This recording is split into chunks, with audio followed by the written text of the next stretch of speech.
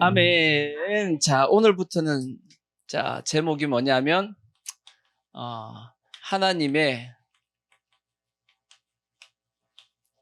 예비한 것을 알자입니다.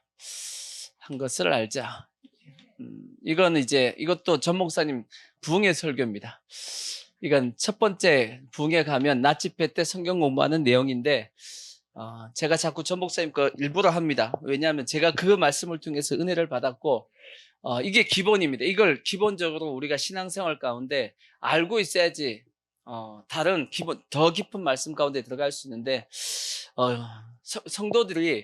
오늘날 성도들이 뭘 모르냐면 성경 전체에 대해서 이렇게 볼 줄 아는 능력이 없어요. 왜냐하면 설교만 들었기 때문이에요. 본문의 말씀 가지고 짤막한 설교는 들었는데 이 성경 전체가 어떻게 연결되어 있는지를 잘 몰라요. 근데 그런 것들에 대해서 여러분들이 말씀을 듣고 아하, 성경이 저렇게 다 연결되어 있구나 하는 것을 전체적인 구조를 볼 수 있는, 마치 숲 전체를 볼 수 있는 능력을 가져야 됩니다. 근데 오늘날 성도들이 개별적인 나무만 보고 꽃만 보는데 그러다 보니까 성경이 연결이 안 됩니다.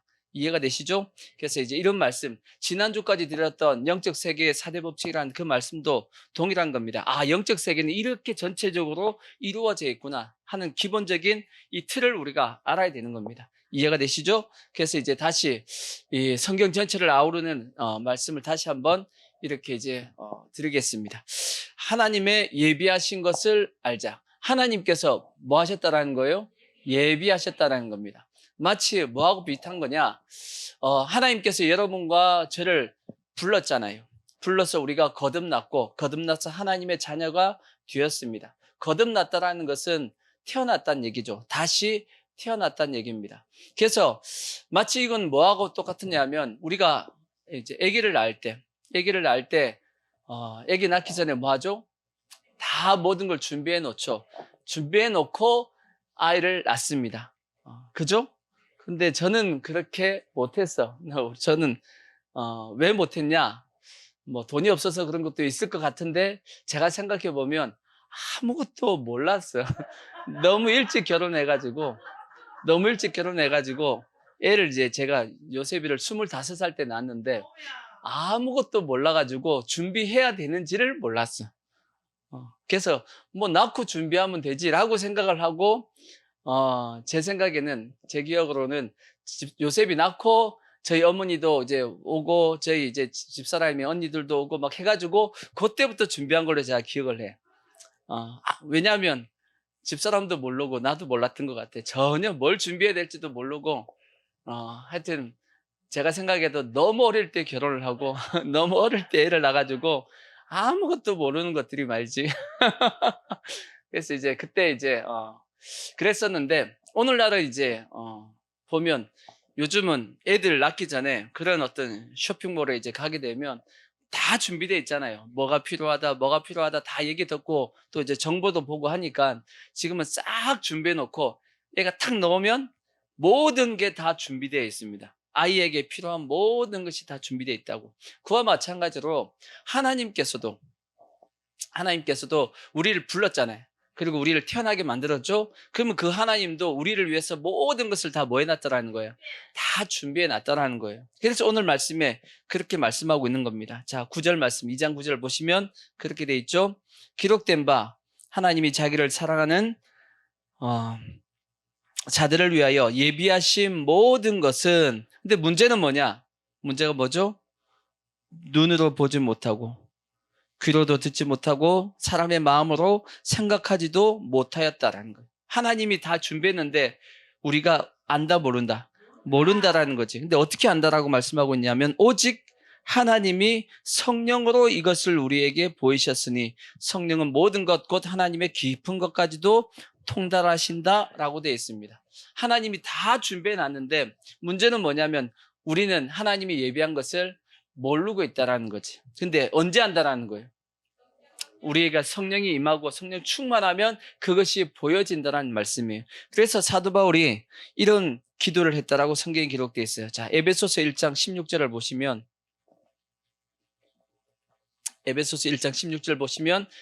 사도 바울이 에베소 교회를 향해서 이렇게 기도했대요. 내가 기도할 때 기억하며 너희로 말미암아 감사하기를 그치지 아니하고 우리 주 예수 그리스도의 하나님 영광의 아버지께서 뭘 주어가지고 지혜와 계시의 영, 지혜와 계시의 영이 누구예요? 성령님이에요. 성령님. 성령님을 너에게 주사 그때 하나님을 뭐 한다고요? 알게 하시고 그때 뭐가 열리냐면 너희의 마음의 눈을 밝히사. 우리의 눈이 그때 확 떠진다라는 거지. 떠져서 그의 부르심의 소망이 무엇이며 하나님이 우리를 불러서 어떤 소망을 주시는지 그때 깨닫게 된다라는 거지. 그 다음에 성도 안에서 그 기업의 영광의 풍성함이 무엇이며 하나님이 우리에게 기업으로 주시는 것이 있는데 그 기업이 뭐라는 거예요? 영광이라는 거야. 우리가 나중에 하나님 앞에 영광 받을 겁니다. 상으로서. 아멘. 근데 그것이 조금 줘요? 풍성하게 주신다라는 거예요. 근데 그게 언제 보인다라는 거예요? 하나님의 지혜와 계시의 영이 임할 때 그게 보인다라는 거지. 아멘. 그 다음에 그의 힘의 위력으로 역사하심을 따라 믿는 우리에게 베푸신 능력의 지극히 크심이 하나님께서 우리를 위해서 베풀어 주신 그 능력이 작아요, 커요? 지극히 크대. 지극히 큰 하나님의 능력이 우리에게 베풀어졌다라는 것을 너희로 알게 하시기를 구하노라. 그렇게 되어 있습니다. 언제 한다라는 거예요? 우리에게 하나님의 영, 지혜와 계시의 영이 임할 때 그때 깨달아 알 수 있다라고 말씀한 거예요. 그래서 사도 바울이 에베소 교회 성도들을 향해서 뭐 한다고요? 기도한다라는 거지. 내가 너희를 지혜와 계시의 영이 임하게끔 내가 기도한다. 그래서 지혜와 계시의 영이 너에게 임하면 이러한 하나님께서 예비하신 것이 너에게 보일 것이다. 너희의 마음의 눈이 밝아져서 보인다라고 말씀하고 있는 겁니다. 아멘. 그러면 정반대로 얘기하면 오늘날 우리가 보지 못한 이유는 뭐 때문이에요? 우리의 마음의 눈이 뭐 한 거예요? 어두워서 못 본다는 거죠. 그럼 왜 어두운 거예요, 그러면? 그거는 자, 성경에 또 그것도 기록되어 있죠. 자, 고린도후서 4장 4절을 보시면 뭐라고 돼 있어요? 그 중에 이 세상의 신이 믿지 않는 자들의 마음을 어떻게 했어요? 혼미하게 해가지고 그리스도의 영광의 복음의 광채가 비치지 못하게 했다라고 되어 있습니다. 또 고린도전서 12장 1절도 비슷한 말씀 있죠? 자, 형제들아 신령한 것에 대하여 나는 너희가 알지 못하기를 원하지 아니하노니 너희도 알거니와 너희가 이방인으로 있을 때 말 못하는 우상에게로 끄는 그대로 끌려갔느니라. 그러므로 내가 너에게 알리노니 하나님의 영으로 말하는 자는 누구든지 예수를 저주할 자라 하지 아니하고 또 성령이 아니고 하고는 누구든지 예수를 주시라 할 수 없다. 성령을 통해서 이 모든 것이 보이고 그 전까지는 마귀가 끄는 그대로 끌려다녔다라는 거죠. 왜? 못 보니까 마귀가 심령을 혼미하게 만들어가지고 못 보니까 그렇게 했다라고 말씀하고 있는 겁니다. 그래서 우리는 반드시 봐야 돼, 안 봐야 돼요? 봐야 되죠. 그렇게 하기 위해서 우리가 예배 전에 찬송하고 기도하고 준비하는 겁니다. 그 다음에 예배 끝나고 말씀 듣고 나면 그 다음 뭐 하는 거예요? 통성으로 기도하는 거야. 어떻게? 우리가 지금 들었던 이 말씀이 그냥 듣고 지나가는 말씀이 아니고 내 심령 가운데 깊이 들어와서 내 마음의 눈을 밝혀가지고 지금 들은 이 말씀이 나에게 진짜 영적인 살이 되고 생명이 되게 해달라고 우리가 그래서 기도해야 되는 겁니다. 아멘. 자, 근데 하나님께서 이제 본격적으로 말씀이 들어가면 하나님께서 그럼 예비한 게 뭐냐? 예비한 게 뭐냐? 구약시대를 한번 보죠. 구약시대. 구약시대 하나님께서 예비하신 것이 뭐냐 하고 봤더니 성경에 보니까 가나안 땅이라고 돼 있어요. 어디요? 가나안 땅. 가나안이라는 하나님께서 땅을 예비하셨다라는 거예요. 그래서 하나님께서 어떤 사람을 축복하려고 그러면 반드시 어디에다 데리고 가요? 가나안 땅 안에 데려가서 축복하시는 겁니다. 그래서 성경에 보면 아브라함에게 뭐라고 말씀했냐? 자, 이것도 말씀 보자고요. 말씀이 제일 중요해요. 창세기 12장 1절을 보시면 이렇게 말씀했죠. 아브라함에게 여호와께서 아브라함에게 이르시되 너는 너의 고향과 친척과 아비 집을 떠나서 내가 너에게 보여줄 땅으로 뭐하라고요? 가라 그랬죠. 그 보여줄 땅이 어디였어요? 그게 가나안 땅이었습니다. 성경에 보면 가나안 땅 안에다 하나님께 집어넣으시고 그곳에서 하나님께서 역사하셨고 이삭도 동일하게 말씀했어요. 자, 26장 2절 창세기 26장 2절을 보시면 이삭도 그렇게 얘기했어요. 여호와께서 이삭에게 나타나 이르시되 애굽으로 내려가지 말고 내가 너에게 지시하는 땅에 거주하라. 이 땅에 거류하면 내가 너와 함께 있어. 내게 복을 주고 내가 이 모든 땅을 너와 내 자손에게 주리라. 아멘.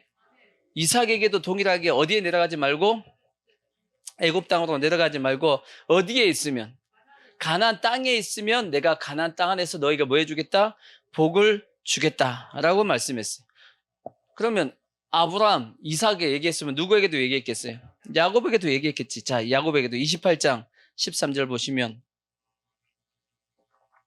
자, 보시면 또 본즉 여호와께서 그의 위에 서서 이르시되 나는 여호와니 너의 조부 아브라함의 하나님이요 이삭의 하나님이라. 내가 누워있는 땅을 내가 너와 내 자손에게 주리니 내 자손이 땅에 티끌같이 되어 내가 서쪽과 동쪽과 북쪽과 남쪽으로 퍼져나갈지며 땅의 모든 족속이 너와 내 자손으로 말미암아 복을 받으리라. 내가 너와 함께해서 내가 어디로 가든지 너를 지키며 너를 이끌어 어디에게로? 이 땅, 가나안 땅으로 돌아오게 할지라. 지금 이 말씀은 이제 야곱이 자기 형을 피해가지고 하란이라고 해서 지금 가나안 땅을 벗어나고 있는 중이에요. 벗어나고 있는 그 찰나 하나님께서 야곱에게 나타났단 말이에요. 베델에서. 근데 지금은 너가 나가지만 다시금 내가 어디로 돌아오게 만들겠다? 이 땅으로 다시 돌아오게 만들어서 이 땅에서 뭐 해주겠다? 축복해 주겠다 하고 말씀하시는 겁니다. 이해가 되시죠? 그래서 하나님께서는 무조건 어디 안에서? 가나안 땅에서 있기를 원하셨다라는 거지. 아멘? 그러니까 문제는 뭐냐? 근데 이 가나안 땅에서 벗어날 때가 가끔씩 있었다라는 겁니다. 아브라함도 있었어요. 아브라함도 창세기에 보면 어떤 일이 있었냐면 그 가나안 땅에 뭐가 있었냐면 기근이 있었어요. 기근이 딱 생기니까 아브라함이 어디로 내려가요? 애굽으로 내려갔다가 뭐 할 뻔해요? 자기 마누라 뺏길 뻔한단 말이에요. 자, 사라 뺏길 뻔했죠. 그 다음에 이삭도 성경에 보면 또 내려갔다가 자기 부인 리브가 뺏길 뻔하고, 야곱은 이제 떠나서 하란 갔다가 삼촌한테 20년 동안 속아가지고 고생 진창하고 돌아오게 됩니다. 그죠? 가나안에서 벗어나면 고난이 찾아왔어요. 성경에 보면. 이해가 되시죠? 그 대표적인 성경이 있습니다. 그 대표적인 성경이 있어. 성경에 보면 창세기, 출애굽기, 레위기, 민수기 쭉 가다 보면 요 말씀을 핵심적으로 하고 있는 성경 말씀이 딱 하나가 있어요. 그 뭐죠? 룻기입니다. 룻기. 룻기를 보면 엘리멜렉이라는 사람과 나옴이라는 그 부부가 있었는데 베들레헴에 살고 있었어요. 가나안 땅 안에 있는 베들레헴에 살고 있었는데 그 베들레헴에 뭐가 찾아왔냐면 기근이 찾아오고 흉년이 들었단 말이에요. 그러니까 살기 위해서 모압으로 이제 내려가게 되죠. 모압으로 이제 가게 됐는데 모압에 가서 문제가 생깁니다. 자기 남편 엘리멜렉도 죽고 자기 두 아들도 죽고, 이해가 되죠? 3명 죽어. 그러니까 누구만 남냐면 하고 나오미 하고 며느리 2명만 남습니다. 그 중에 이제 한 명을 데리고 이제 가나안 땅에 들어와서 이제 살게 되는 그 내용의 말씀이 성경의 룻기에 이제 기록이 돼 있단 말이에요. 그 말씀도 그 동기가 뭐냐? 그들이 어디를 떠났기 때문이에요. 그 문제가 생겼던 그 고난이 생겼던 그 이유는 뭐냐면 그들이 어디를 떠난 거예요. 하나님이 약속한 그 땅을 뭐 때문에 떠난 거예요? 기근이 찾아온다고, 살기가 좀 어렵다고 떠났기 때문에 생긴 문제들입니다. 이해가 되시죠? 이와 마찬가지로 하나님께서는 구약시대에 가나안 땅이라는 곳을 딱 정해가지고 요 안에서 하나님께서 뭐 하셨냐면 축복을 하셨습니다. 근데 가끔 자기 힘들고 어렵다 그래가지고 가나안 땅을 떠나면 뭐가 찾아와요? 더 큰 고난이 찾아왔다라는 거예요. 이해가 되시죠? 그래서 하나님께서 가나안 땅에다가 딱 가나안 땅을 구약 성경에는, 구약 시대에는 어디를 준비하셨다? 가나안 땅을 준비하셨어요. 가나안 땅을 준비하셨다고. 이해가 되시죠? 그러면 동일하게 구약에서는 가나안 땅을 준비하셨는데 신약에서는 동일하게 가나안 땅을 예표하는 것이 뭐겠어요? 그것이 예수안입니다. 예수안. 이게 이제 영적인 개념으로 바뀌는 겁니다. 그때는 땅이었지만 실제적인 땅입니다. 그 안에 있으라는 거였지만 이제 신약 시대는 어디 안에? 예수 안에서 이 모든 축복을 주시겠다라고 말씀했단 말이에요. 그래서 성경을 보면 참 에베소서 1장을 보십시오. 에베소서 1장을 보시면 예수 안이라는 말씀이 엄청나게 많이 나와 있어요. 사도 바울이 제일 잘 썼던, 사도 바울이 제일 많이 쓴 단어가 뭐냐면 예수 안에, 그리스도 안에 라는 단어를 계속 씁니다. 보십시오. 자, 1장 1절부터 보시면 하나님의 뜻으로 말미암아 그리스도의, 예수의 사도된 바울은 에베소에 있는 성도들과 그리스도 예수 안에 있는 신실한 자들에게 편지하노니. 자, 한 번 나왔죠? 2절 보시면 하나님 우리 아버지와 주 예수 그리스도로부터 은혜와 평강이 너에게 있을지어다. 은혜와 평강이 어디에서 나온대요? 예수 그리스도로부터 나온대. 3절 찬송하리로다. 하나님 곧 우리 주 예수 그리스도의 아버지께서 어디 안에서? 그리스도 안에서 하늘에 속한 모든 신령한 복을 우리에게 주시되. 하늘에 속한 모든 신령한 복은 어디에 있어요? 그리스도 안에 있어. 아멘. 자, 그 다음에 또 4절. 한 절마다 다 나왔어요. 지금 맞죠? 한 절씩마다 다 나왔어. 4절 곧 창세 전에 어디 안에서? 그리스도 안에서 우리를 택하사. 우리를 택한 것도 어디 안에서? 그리스도 안에서 택하셨고 우리로 사랑 안에서 그 앞에 거룩하고 흠이 없게 하시려고. 그 다음에 5절 곧 그 기쁘신 뜻대로 우리를 예정하사 예수 그리스도로 뭐? 말미암아. 똑같은 말미암아도 그 뜻이죠. 예수 안에서, 예수 안에서 자기의 아들들이 되게 하셨으니. 한 절씩마다 다 나왔어요. 6절 이는 그의 사랑하시는 자 안에서. 그의 사랑하신 자가 누구예요? 예수님이잖아. 예수 안에서 우리에게 거저 주시는 바 그의 은혜의 영광을 찬송하게 하려는 것이라.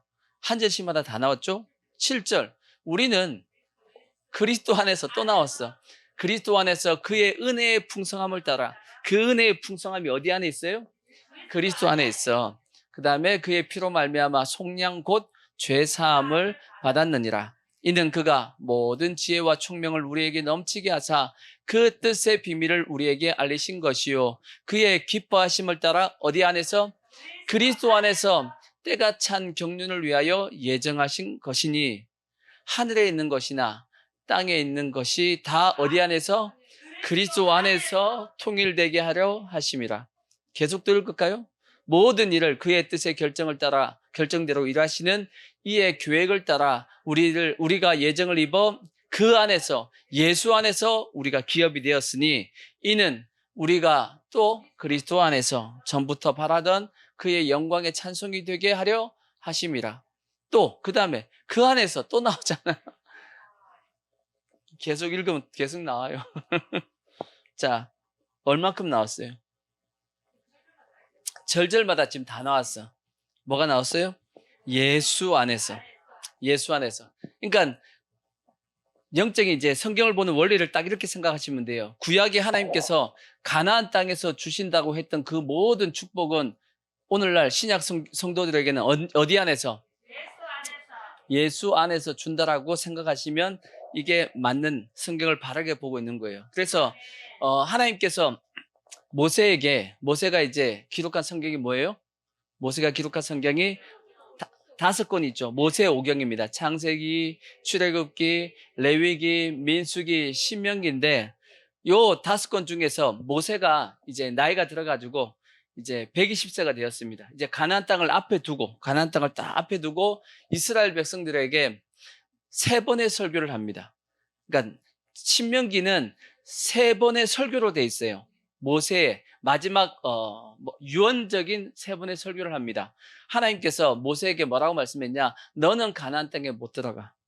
너는 왜 못 들어가냐면 너 죄를 지었어. 하나님의 영광을 나타내지 않고 죄 지은 게 있어가지고, 그건 우리가 보기엔 죄 같지도 않은데 죄 같지도 않은데 하나님께서 모세를 가나안 땅에 안 넣어주겠다 그랬어. 그것도 다 영적인 의미가 있어요. 모세는 뭘 예표하는 사람이냐면 모세오경이니까 율법을 예표하는 사람이야. 율법을 예표하는 사람이라 어딜 들어갈 수 없냐면 가나안 땅에 들어갈 수가 없어요. 구원을 받을 수가 없어. 율법으로는 구원을 받을 수가 없습니다. 왜? 의인은 없나니 한 사람도 없기 때문에. 율법으로는 구원받기가 인간이 안 된단 말이에요. 연약해서. 그 대신 하나님께서 모세를 높은 산에 올려보내고 저 멀리 가나안 땅을 뭐하게 만들어요? 바라볼 수 있게끔만 보여줍니다. 그러니까 율법을 통해서는 바라볼 수는 있어도 들어갈 수는 없는 겁니다. 그러니까 누가 데리고 들어가요? 이스라엘 백성들을. 여호수아가 데리고 들어가죠. 여호수아의 이름의 뜻이 뭐예요? 여호수아, 예수와 예수 같은 단어입니다. 이 세 개의 단어가 같은 단어예요.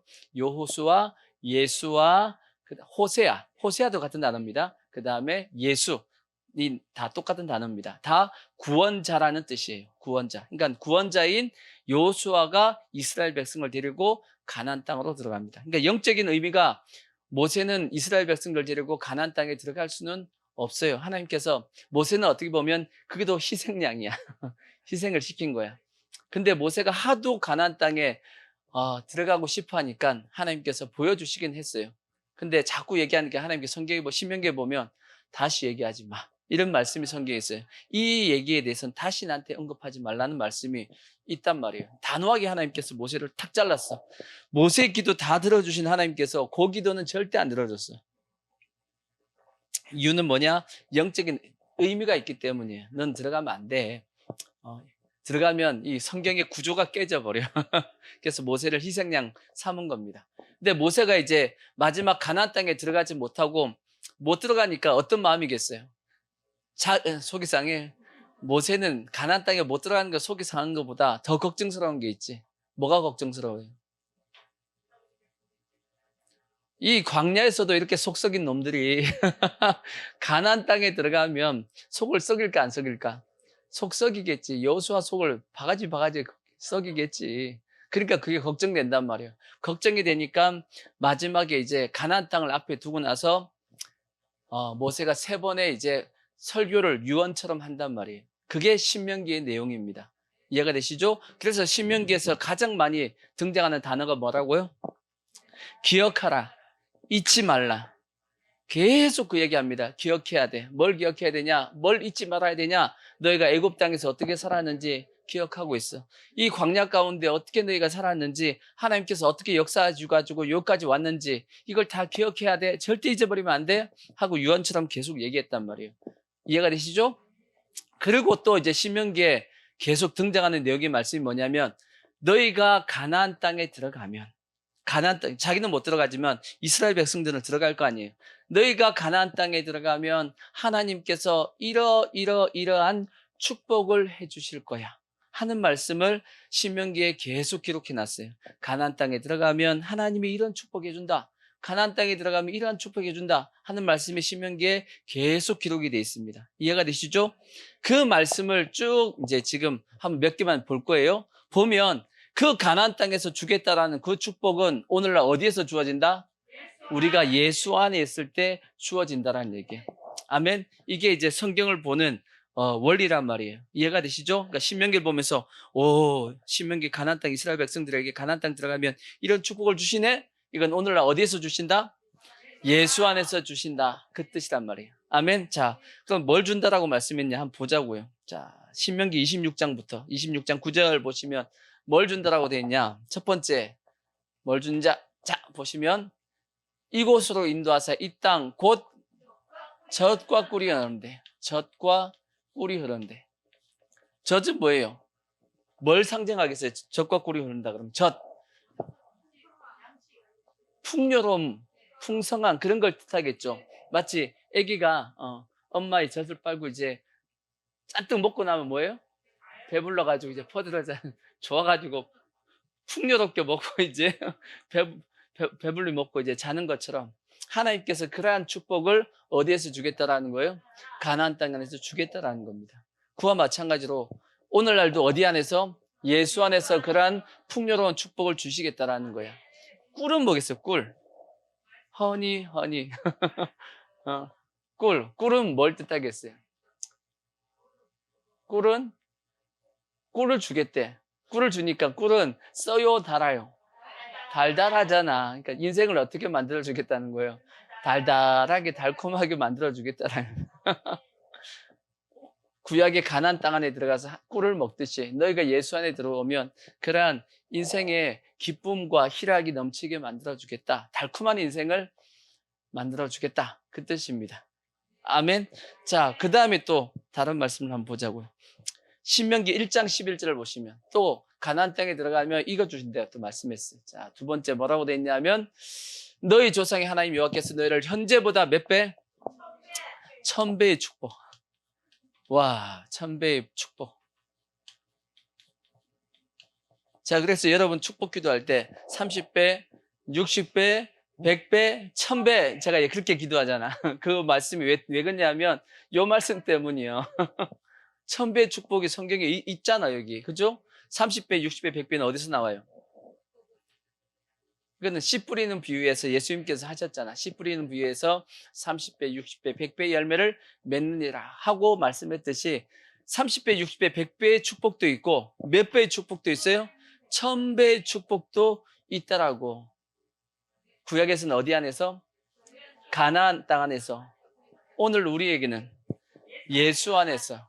그러니까 성경에 보면 이삭 같은 경우는 그해 몇 배나 얻었고 100배나 얻었고 라는 말씀이 구약 성경에 있습니다. 한번 볼까요? 창세기 26장 12절을 보시면 이삭에게 100배의 축복이 왔어요. 와, 이삭이 그 땅에서 농사하여 그해 100배나 얻었고 여호와께서 복을 주심으로 그 사람이 창대하고 왕성하여 마침내 거부가 되어 양과 소가 떼를 이루고 종이 심이 많으므로 블레셋 사람이 뭐 했다고요? 시기했다고. 그 시기할 만큼. 왜냐하면 그 땅에 블레셋 지역에 그 해에 어떤 일이 발생했냐면 흉년이 들었어요. 그 해에 뭐가 들었다고요? 흉년이 들었는데 희한하게 이삭 집은 뭐가 됐어요? 100배의 축복을 받은 거야. 그러니까 블레셋 사람들이 시기 질투가 넘쳐났습니다. 근데 왜 그렇게 축복을 받았을까 하고 봤더니 이삭은 무슨 일이 있었냐면 그 아버지 아브라함 때 그 아버지의 종들이 판 모든 우물을 막고 흙으로 메웠다는 거 보니까 이삭은 물이 풍성했어.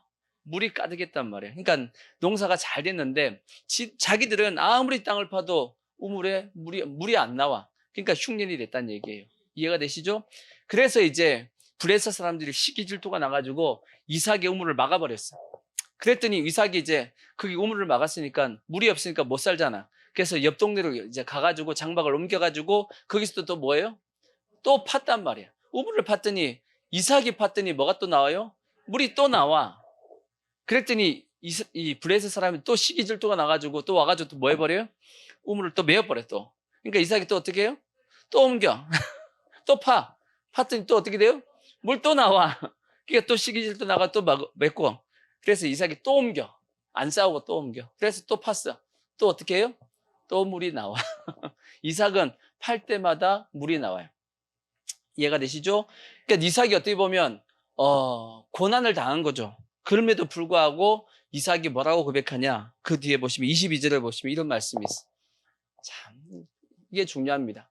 이삭이 거기서 옮겨 다른 우물을 팠더니 그들이 이제 드디어 다투지 아니함으로 그 이름을 르호봇이라 하여 이르되 이제는 여호와께서 우리를 위하여 뭐 하셨다?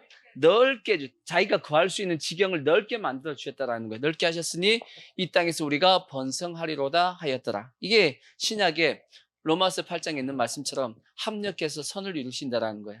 당장에 여러 가지 어려움이 찾아왔지만 어떻게 보면 시기 질투를 통해서 고난이 찾아왔지만 오히려 이걸 통해서 하나님께서 더 지경을 넓게 해주셨다. 축복해 주셨다. 아멘. 그러니까 이렇게 이와 같이 1000배의 축복, 1000배의 축복이 오면 좋겠죠. 근데 오늘날 그것이 어디에서 주어진다?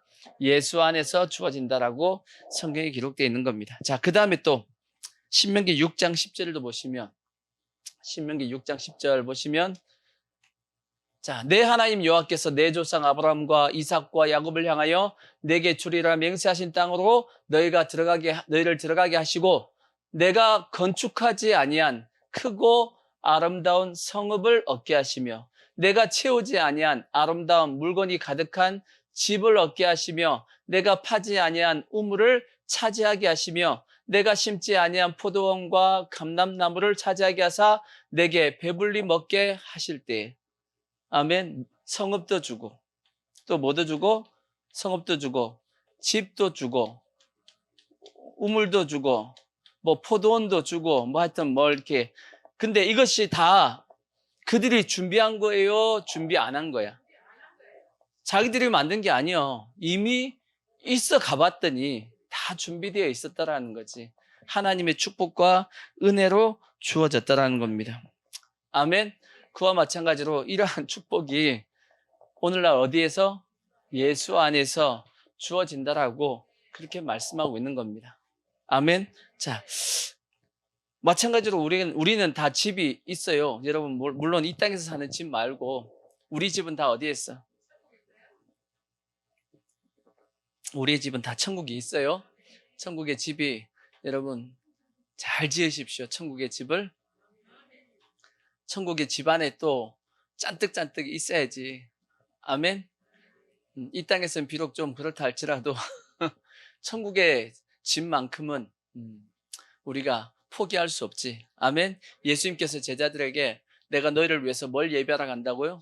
처소를 예비하러 간다는 말씀 있잖아요. 처소. 우리가 구할, 하나님 나라에서 구할 처소를 예비하러 가신다고 말씀했으니까 우리는 그 나라의 그 집을 위해서 열심히 또 달려가야 됩니다. 아멘. 자, 그 다음에 또 뭔 말씀이 있냐? 신명기 7장 14절 보시면 7장 14절 내가 복을 받음이 만민보다 훨씬 더하여 너희 중에 남녀와 너희 짐승의 암중 성중보다 만민보다 훨씬 더하다. 성경에는 예전 성경에는 만민보다 우승하여 만민보다 뭐하다고요? 우승하다라는 그렇게 돼 있어. 만민보다 우승한 복을 주신다. 우승이 뭐예요? 이긴다라는 거죠. 다른 만민 모든 백성들보다 더 많은 축복을 하나님께서 그들에게 주시겠다라는 거예요. 어디 안에서? 가나안 땅에 들어가면 오늘은 어디? 오늘날은 예수 안에서. 그 다음에 신명기 7장 그 다음 15절 보시면 15절 바로 밑에 여호와께서 또 모든 질병을 내게서 뭐 한다고요? 멀리 하사 너희가 아는 애굽의 악질에 걸리지 않게 하시고 너를 미워하는 모든 자에게 걸리게 하라. 이건 건강입니다. 건강도 어디 안에서? 예수 안에서 주시겠대. 가나안에 들어가면 주는 것처럼 오늘날도 예수 안에서. 자, 신명기 8장 9절 빨리 넘어가죠. 자, 6번 신명기 8장 9절 내가 먹을 것에 모자람이 없고 내게 아무 부족함이 없는 땅이며 그 땅에 더러운 체류와 산에서는 동을케 하시며 내가 먹어서 배부르고 내 하나님 여호와께서 옥토를 내게 주셨으므로 말미암아 그를 찬송한다. 배고프지 않게끔 배부르게 하신다. 부족함이 없게 하신다. 자, 다시 앞에 보면 부족함이 없다는 말씀. 모자람이 없게 하신다. 부족함이 없게 하신다. 아멘. 이런 축복을 가나안 땅 안에서 주시겠대요. 그래서 다윗도 고백했잖아. 여호와는 나의 목자시니 내게 부족함이 없으리로다. 아멘. 그와 같이 이러한 부족함이 없는 축복을 어디서 주신다고요? 오늘날은 예수 안에 주신다. 그 다음에 또 신명기 11장 12절 하나만 더 보자고. 7번째 많은데 내 하나님 여호와께서 돌보아 주시는 땅이라 연초부터 연말까지 내 하나님의 여호와의 눈이 항상 그 위에 있다. 하나님께서 뭐 해주신다? 돌봐주신다. 어떻게? 하나님의 눈이 우리를 지켜주고 계시대. 항상 이렇게 째려보고 계시대. 하나님이 계속 하나님의 눈이 우리를 지켜보고 계신다라는 거예요. 어디에 있으면?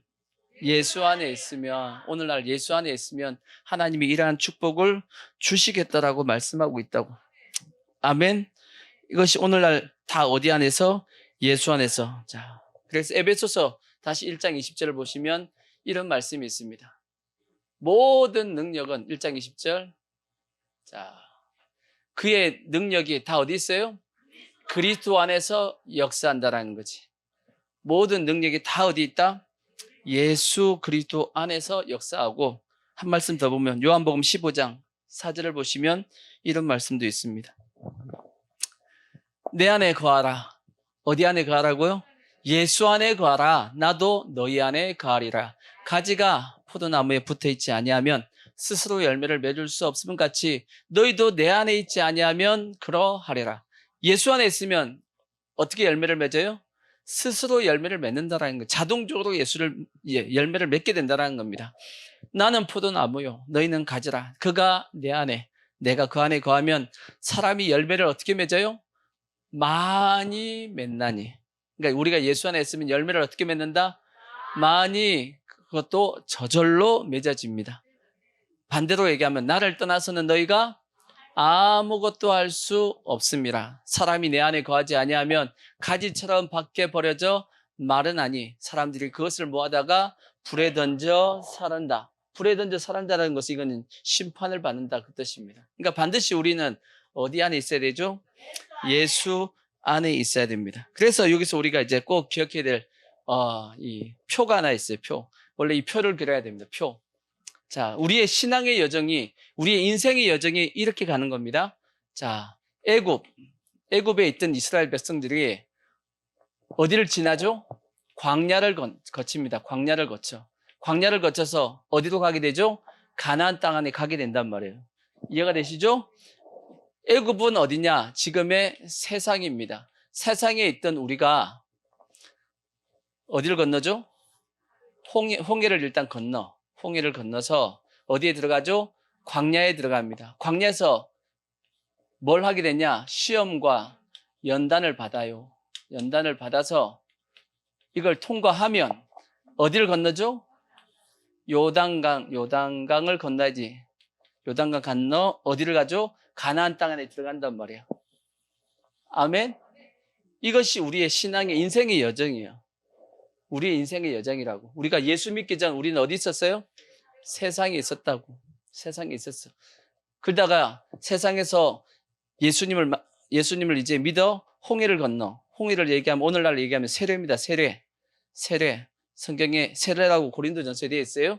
세례를 통해서 우리가 어디에 들어와요? 광야에 들어와서 광야에서 이제 시험과 연단을 받고 그 다음에 마지막에 요단강을 건너 가나안, 오늘날로 얘기하면 이 땅에서도 어떻게 보면 가나안 예수 안의 축복을 받을 수 있고 그러지 못하고 광야에서 죽는다 할지라도 가나안, 이거는 이제 요때의 가나안은 뭐겠어요? 천국이야. 천국에서 하나님이 이러한 축복을 그에게 주시겠다 그 뜻입니다. 아멘. 이것이 전체적인 성경의 원리적인 말씀이라고. 그러니까 우리는 근데 이제 조심해야 될 것이 이러한 어떤 축복을 이 땅의 축복으로만 자꾸 생각하시면 안 돼. 아시겠죠? 우리의 최종 목적은 이 땅이 목적이 아니잖아. 아멘. 우리가 만약 이 땅을 목적으로 산다라 하면 그건 어리석은 거죠. 사도 바울도 이렇게 말씀한 부분이 있어요. 한번 보십시오. 자, 로마서 8장 24절을 보시면 이렇게 말씀했어요. 로마서 8장 24절 우리가 소망으로 구원을 얻었음에 보이는 소망이 뭐가 아니다? 다가 아니다. 성격이 다가 아니다. 그것은 보이는 소망이 아니다. 보이는 소망이 뭔가요? 이 땅에서의 소망이야. 이 땅의 소망을 우리는 소망으로 가지고 있지 않다 그 뜻입니다. 아멘. 이 땅의 소망이 우리의 참된 소망 아니다. 또 비슷한 말씀이 고린도전서 15장 19절을 보시면 자, 이런 말씀도 있어요. 만일 그리스도 안에서 우리가 바라는 것이 다만 이 세상의 삶뿐이면 모든 사람 가운데 우리가 더 뭐하다고요? 더 불쌍한 자다. 그렇지? 우리가 이 땅의 삶을 목표하면 우리가 이렇게 사는 게 불쌍한 거지. 왜요? 주일날 여기서 뭐 하고 있는 거야? 예배가 불만이 많구만.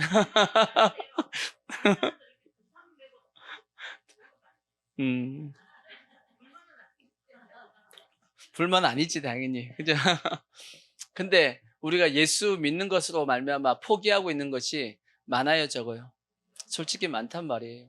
예수 믿기 때문에 이것저것 우리가 세상 사람처럼 살지 않는 부분이 참 많기 때문에 우리도 이럴지언데 사도 바울 같으면 초대교회 진짜 자기 인생 전체를 다 주님 앞에 맡기고 살아가는 이러한 전도자의 삶을 살고 있는 사도 바울에게는 진짜 이 땅의 삶이 목표면 불쌍한 거지. 안 그러겠어요? 사도 바울이 그렇게 고백했고. 그래서 자, 고린도후서 4장 18절 보시면 이런 말씀도 있어요. 자, 우리가 주목하는 것은 바라보는 것은 보이는 것이다 아니다? 보이는 것이 아니다. 아니고 보이지 않는 것이니 왜냐하면 보이는 것은 뭐하고? 잠깐이요. 보이는 것은 잠깐입니다. 하지만 보이지 않는 것은 영원한 거지. 아멘. 우리가 이러한 삶을 사는 겁니다. 그 대표적인 삶이 우리가 지금 말씀하고 있는 모세죠. 모세도 그렇게 살았더라고 성경에 기록하고 있잖아. 우리가 수요일날 봤던 자 히브리서 11장 24절에 보면 모세가 그렇게 했대잖아요. 보면 믿음으로 모세는 장성하여 바로의 공주의 아들이라 칭함 받기를 거절했다라는 거예요. 이 땅에서의 축복을 거절하고 도리어 하나님의 백성과 함께 뭘 받기를? 고난 받기를 잠시 죄악의 낙을 누리는 것보다 더 좋아했대. 그리스도를 위하여 받는 수모를 애굽의 모든 부하보다 더 큰 재물로 여겼으니 이는 뭘 받기 때문이에요? 상 주심을 바라봤기 때문이에요. 어디서의 상이겠어요? 천국 땅, 천국에서 주어질 그 상을 바라보고 모세는 바로의 공주의 아들이라고 생각한 그 영광을 다 포기했다는 얘기예요. 아멘. 우리는 그것까지는 아니라 할지라도 우리가 천국을 위해서 꼭 달려갈 수 있기를 부탁의 말씀을 드리겠습니다. 아멘. 그래서 이러한 어떤 영적인 어떤 이 성경 전체의 지금 현재 흐름이 이렇게 쭉 이어져 간단 말이에요. 자, 이제 처음부터 이제 한번 말씀을 보자고요. 이 말씀이 금방 끝나는 말씀은 아니야. 몇 주 갈 겁니다. 몇 주 가는데, 자, 처음부터 다시 한번 이제 말씀을 보기에 애굽에 우리가 다 애굽에 있었죠? 우리가 애굽의 특징에 대해서 한번 보자고요. 애굽은 세상입니다. 세상. 자, 그러듯이 애굽에는 누가 왕이에요? 바로라는 놈이 왕이란 말이에요. 마찬가지로 세상의 왕이 누구죠? 마귀란 말이에요. 세상 왕이 있습니다. 바로가 애굽의 왕이었듯이 동일하게 마귀라는 놈이 이 세상 왕을 하고 있다고. 그래서 예수님께서 이 땅에 오셨을 때 마귀를 뭐라고 불렀어요?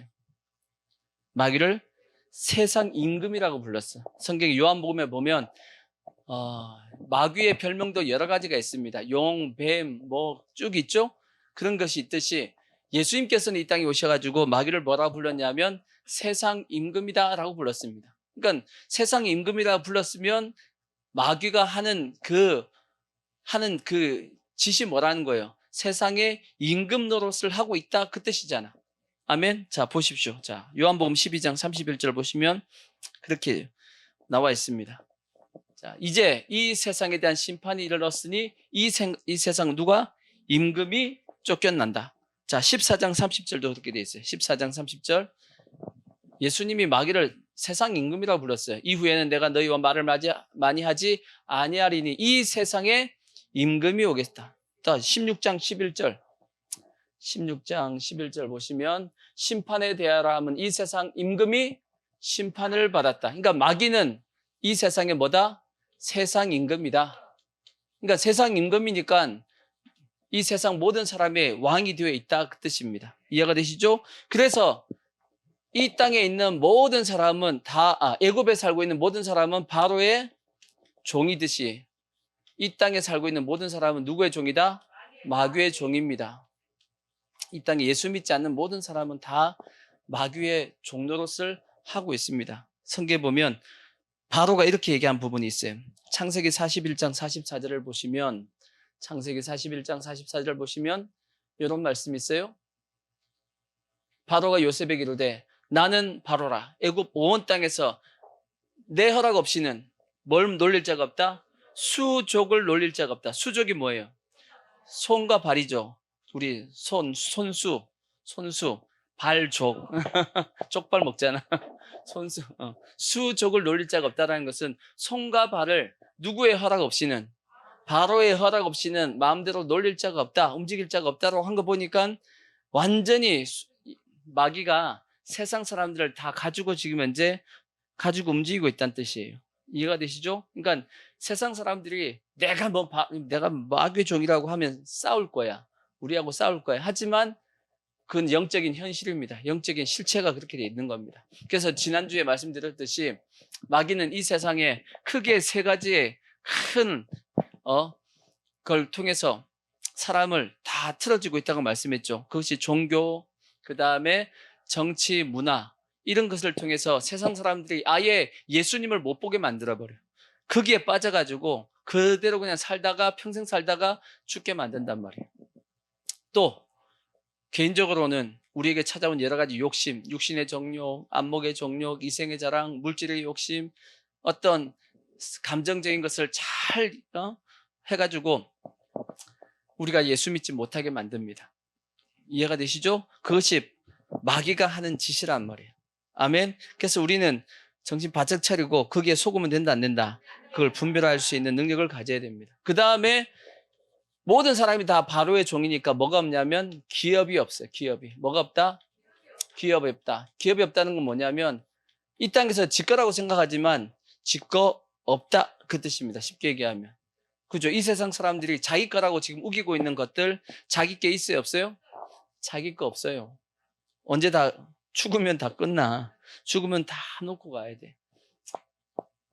가지고 갈 수 있는 방법 있어요, 없어요? 근데 우리는 가지고 갈 수 있는 방법이 있어요, 없어요? 있어요. 어떻게 하면 돼? 하늘에 쌓아두면 된다 그랬어요. 예수님께서 말씀했듯이 너희의 보물을 어디에 쌓아두라? 하늘에 쌓아두라고 말씀했어. 아멘. 하늘에 쌓아두면 그것이 다 나중에 뭐가 돼요? 하나님께서 우리에게 주실 기업이 돼.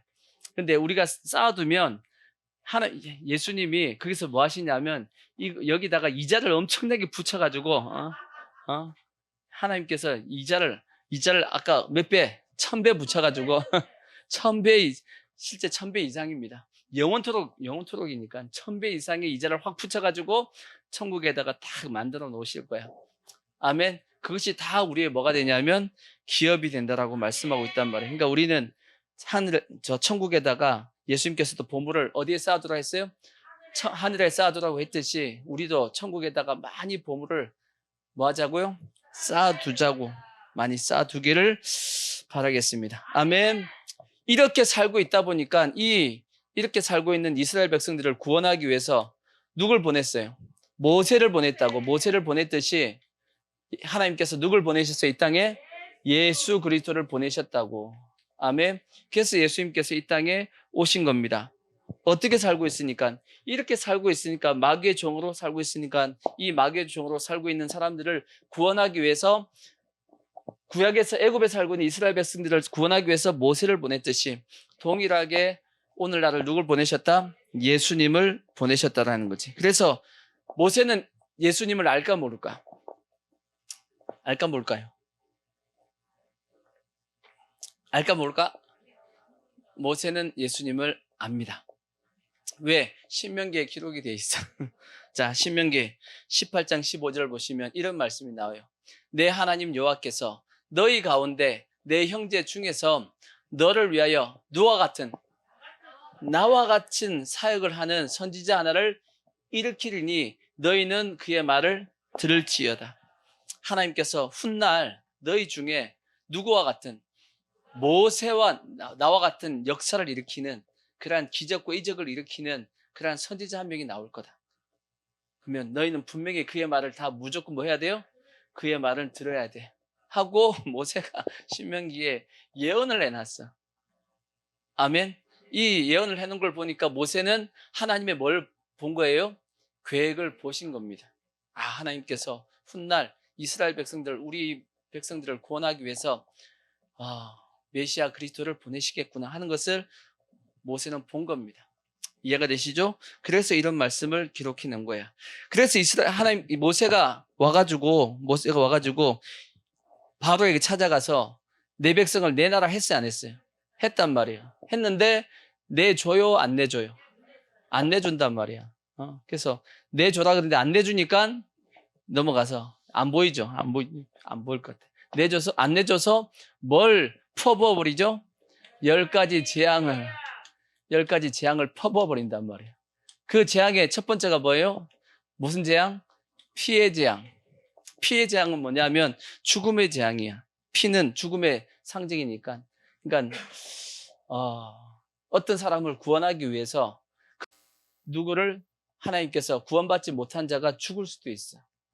하나님께서 택한 자를 구원하기 위해서 그러는 경우도 있습니다. 자세하게 설명하면 설명이 너무 많기 때문에 넘어가고, 두 번째 재앙이 뭐냐면 개구리입니다. 개구리의 재앙인데 개구리 재앙은 뭐냐?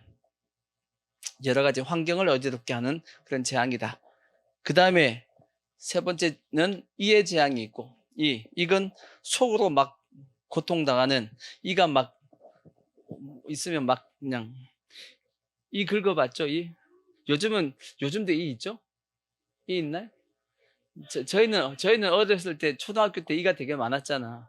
이가 되게 많아가지고 어머니가 제 어머니 할머니였나 어머니였나 하여튼 이 잡으려고 신문지 딱 깔아놓고 그 참빗이죠? 무슨 빛? 참빗이라고 하는 그 참빗 아주 그 촘촘하게 있는 그 빛 참빛 성경에 나와 있는 예수 그리스도 말고 참빛 그 말고 아주 촘촘한 빛 있잖아. 그걸로 해가지고 그냥 쓱쓱 빗는 게 아니요. 긁습니다. 이게 머리를 너무 아파. 긁어. 이게 왜냐하면 이 안에서 이제 붙어 있는 놈이 있을 수 있으니까 확 눌러가지고 쭉 긁어내. 그러면 얼마나 아픈데. 그러면 이제 뚝 떨어져. 뭐가 떨어져요? 이들이 뚝뚝 떨어져. 그리고 이제 떨어지면 그거 뭐 해야 돼, 그거? 이제 툭 눌러, 이제 확 눌러, 찍 하고 이제 죽이고. 어렸을 때 많이 했잖아, 그거. 언제, 저희 이 많았고, 근데 저희 애들도 유치원 다닐 때 이가 유행했어요, 그때. 한때 이가 유행한 적이 있었어. 얘들도 이 다 있었어. 우리 때만 있었던 것이 아니고 얘들도 다 있었어. 그게 유행하면 확 돌아버리잖아. 유행하면 유치원에 돌아가지고 유치원이 확 돌아버렸 그런 적이 있었어.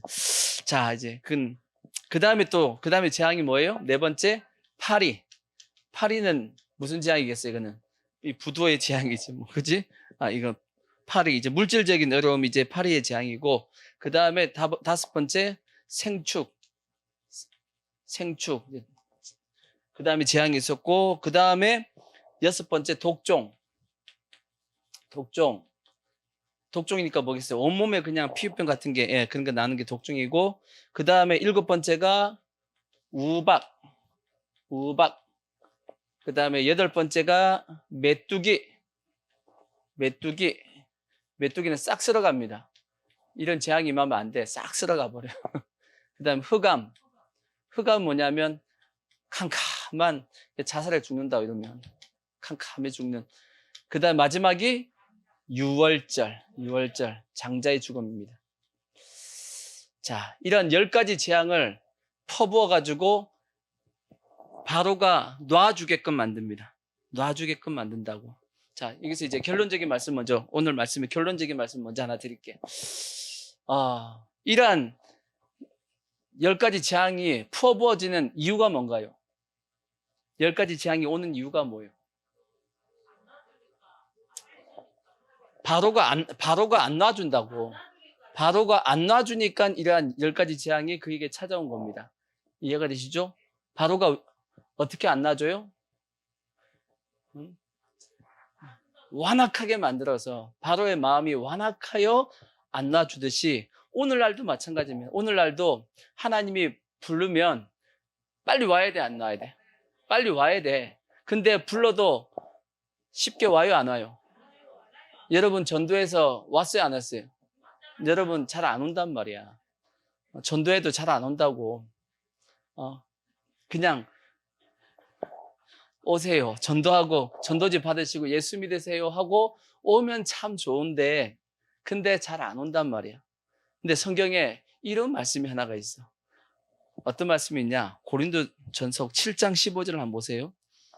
고린도전서 7장 15절을 보시면, 혹 믿지 아니하는 자가 갈리거든 갈리게 하라. 형제나 자매나 이런 일에 구애가 될 것이 없느니라 해놓고 그 다음 말씀, 하나님은 언제 불렀다고요?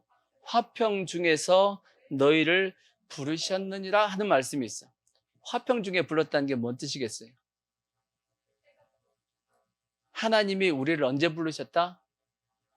화평 중에 불렀습니다. 뭔 얘기냐면 우리가 평안할 때 하나님이 여러분에게 찾아갔어, 안 찾아갔어? 찾아갔다는 뜻이야. 찾아가서 뭐 했겠어요? 예수 믿자, 교회 가자 하고 얘기했다라는 거예요. 근데 그때 여러분은 어떻게 했어요? 마음이 완악하여 무시해버렸다는 뜻이야. 그 말씀을 뭐 했다? 무시했다는 얘기예요. 이해가 되시죠? 무시했더니 하나님이 저 사람을 구원해야겠는데 어떻게 해야겠냐 하고 그때부터 뭐 하기 시작한 거예요? 재앙을 하나씩 하나님께서, 그 삶을 하나님께서 하나씩 뭐 하기 시작하냐면 치기 시작한다는 거예요. 이해가 되시죠? 빨리 놔줄수록 인생이 화평 중에 오는 거야. 근데 체험의 신앙을 하려고 다 겪으면 인생이 쫄딱 망하고 오는 거야. 자, 아까 찬양했던 김영식 성도 얘기 잠시 하고 인정을 했어. 본인이 인정을 했어. 김영식 성도 아시다시피 인생을 아주 잘 살고 있었단 말이에요. 근데 김영식 성도님이 초등학교 때부터 예수 믿었어요? 초등학교 때부터 국민학교죠. 국민학교 때부터 예수를 믿었어. 그 다음에 학생 때 열심히 교회를 다녔어. 뭐 교회에서 사셨다고 얘기했으니까. 청년 때까지 교회 다니다가 군대 가가지고 예수를 이제 교회를 안 가기 시작했어. 이제 군대 제대하고 나서 이제 뭐 직장 현대자동차 다녔죠. 좋은 직장 다녔지. 뭐 얼마나 좋아. 그죠? 현대자동차 다녀서 잘 살았지. 그 다음에 결혼해서 아들 둘 낳았는데 아들 둘도 잘 키웠어. 보니까. 그러니까 좋은 직장에 자녀들도 잘 키웠어. 그러니까 인생에 부러울 게 있어요, 없어요? 부러울 거 없단 말이야. 뭐 인생 잘 살았지. 그러니까 그때 하나님께서 찾아갔을까 안 찾아갔을까? 제가 보기에는 찾아갔습니다. 왜? 하나님 언제 불렀어요? 화평 중에 불렀어. 근데 그때 부를 때는 그 전도를 어떻게 했겠어요? 듣지도 않았겠지. 왜? 무시했겠지. 왜? 예수가 필요 없어. 왜? 지금 잘 살고 있는데. 그러다가 하나님이 어떻게 하셨어요? 아침에 출근하는데 횡단보도 지났는데 그냥 차가 받았잖아요. 파란불에 횡단보도 지나갔으면 안전한 거 아니야. 근데 차가 받았습니다. 수술 몇 번 받았어요? 전신 마취해가지고 수술을 7번 받았어. 근데 요번에 이제 8번 받으려고 하다가 포기했습니다. 너무 힘들어. 전신 마취 수술을 7번 했고 8번째 한다니까 수술 끝나고 나면 온 몸이 아파가지고 엄청 힘들었대잖아. 근데 그걸 또 하려고 그러니 도저히 못하겠다 그래서 지금 8번째 수술은 안 하기로 했습니다. 근데 이제 지금 살살 이제 물리치료 받으면서 살살 지금 걷긴 한데 조심하셔야 돼. 넘어지면 안 된단 말이에요. 조심하셔야 되고, 그 하나님께서 어떻게 보면 교통사고를 내게 했단 말이에요. 그러니까 본인이 인정했어. 이거는 누구의 부르심이다? 하나님이 부른 사인이다 해서 이제 지금 이제 교회에 오신 지가 한 4, 5개월 됐지, 지금. 병원에 꼬박 2년을 그냥 여기 현대, 대학병원에서 꼬박 2년 동안 지금, 병원 있다가, 나오셨단 말이에요. 자살하려고도 하고. 얼마나 힘들겠어. 한번 생각해 봐요. 근데 분명히 제가 말씀드리지만 하나님은 언제 불렀다고요? 화평 중에 불렀어. 왜? 성경에 분명히 화평 중에 불렀다라고 말씀하고 있으니까 이거는 성경 말씀은 거짓이 있어요, 없어요? 거짓 없어요. 분명히 하나님이 여러분과 저를 다, 저도 마찬가지고 다 마찬가지입니다. 화평 중에 불렀어. 문제는 뭐냐? 그 부르심에 화평하다 보니까 뭐 한 거예요? 하나님의 말씀을 무시한 겁니다. 마음이 완악해서 무시해버렸어. 그랬더니 하나님께서 찾아오신 거야. 이건 뭐냐면 재앙이겠지만 10가지 재앙이지만 이스라엘 백성 입장에서는 뭐예요? 이걸 통해서 구원을 받듯이 실제적인 재앙이라고 보다는 하나님의 손길입니다. 부르심의 손길이야. 하나님의 부르심의 손길입니다. 아멘. 누가 지혜로운 사람이냐? 안 맞고 나오는 게 지혜입니다. 안 맞고 나오는 게 지혜야. 그래서 예수는 학생 때 믿어야 됩니다. 학생 때 믿는 게 제일 좋고 학생 때 믿어가지고 평생 예수 안에 사는 게 제일 축복이야. 그보다 더 좋은 거는 모태신앙이 더 좋겠지. 근데 문제는 모태신앙은 또 못해 해가지고 또 문제인데 한데 왜냐하면 화평 중에 이거 없는 게 축복이에요. 없이 예수 믿는 게 축복이지. 그러니까 우리가 절대 마음을 뭐하지 말고 완악하게 하지 말지. 바로가 완악하게 했잖아요. 마귀가 자꾸 완악한 마음을 주는 거야.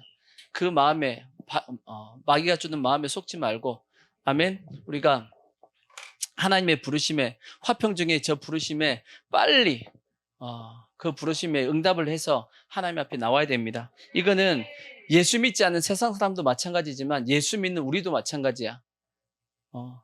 영적 세계 4대 법칙 할 때 성부의 법이 여러분에게 찾아올 때 뭘 통해서? 말씀을 통해 성경 말씀을 통해서 빨리 깨닫는 게 제일 좋고, 그것도 안 되면 양심으로 빨리 깨닫는 게 좋고, 최후가 마지막이 뭐라고요? 목회자가 찾아가면 안 된다 그랬어요. 제가 여러분에게 찾아가서 그러면 안 됩니다 할 때는 이거는 하나님의 최후 통첩이야. 아시겠죠? 그러니까 여러분이 평상시 하나님 앞에 마음을 어떻게 하셔야 되냐면 부드럽게 만드셔가지고 늘 깨어 기도하고 말씀 사모하고 어떻게든지 말씀에 순종하려고 노력하고, 아멘. 그래서 항상 우리의 삶이 여러분 화평한 게 좋은 거예요. 재앙이 있는 게 좋은 게 아니고 우리의 삶이 화평 가운데 살다가 주님 나라에 가는 게 좋아. 그게 대표적인 사람이 이삭입니다. 이삭. 아브라함, 이삭, 야곱 중에서 물론 신앙의 깊이는 어떻게 보면 야곱이 제일 깊게 들어갔다라고 생각할 수 있지만 우리가 제일 추구해야 될 삶은 이삭의 삶이에요. 이삭이 제일 하나님 안에 있었기 때문이야. 아멘. 근데 성경에 보면 이삭은 늘 깨어 기도하고 문제가 있으면 기도했다라고 돼 있어. 희한하게도 보통 기도는 아내 쪽, 부인 쪽에서 하는데 성경에 보면 이삭이 기도해. 리브가가 기도했다고 안 돼 있고 이삭이 기도했다라고 돼 있어. 그러니까 그만큼 이삭은 하나님 안에 있었다는 겁니다. 그러니까 항상 우리가 이런 모습을 통해서 화평 중에 하나님의 부르심의 손길을 늘 인정하고 늘 예수 안에서 하나님의 축복이 임할 수 있기를 주의 이름으로 부탁의 말씀을 드리겠습니다. 아멘.